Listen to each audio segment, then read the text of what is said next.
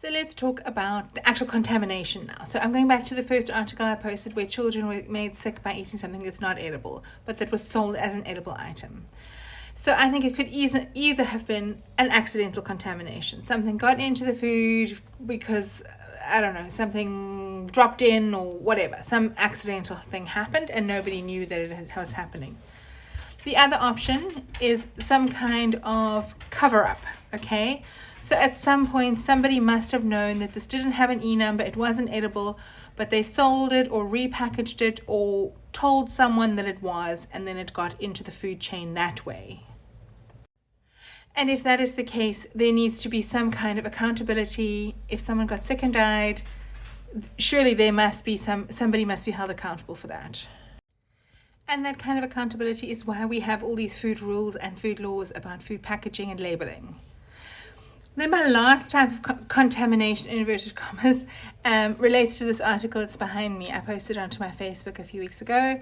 The title says, Sprinklegate sinks a UK bakery's top sellers after topping is found to be illegal. So you can read the whole article, it's on NPR. So let's just look at the highlights. Basically, he was using sprinkles that were imported from the US, which contained colorants that are not approved in the UK. Somebody came to inspect and told him he can't use them anymore. And the owner says not only were they his best sellers, but he doesn't want to use British sprinkles. They just aren't the same and they're totally shit and I hate them. And reading this article took me down a whole nother rabbit hole. So basically the colorant that's in it is approved in the UK, red number 3, there it is at the bottom if you look down there. It's approved in the UK for use in maraschino cherries, so those bright red cherries that you get, but not for use in sprinkles. So in summary, these are my questions. If it is safe for people in the US to be eating, why isn't it safe for people in the UK?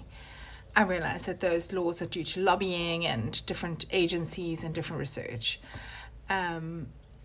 My next question is, if it is safe for a cherry, why isn't it safe for a sprinkle? And my last question is, I would like to be able to trust that the producers that I have are making food that aligns with the laws of my country, but also I think as bakers we need to ask ourselves the question, are these items that we want to be putting in food that especially children are going to be eating? Now I'm not going to be making no beetroot reduction hoo-ha. I use food colorants. Most bakers do, but I do think we need to hold our producers responsible.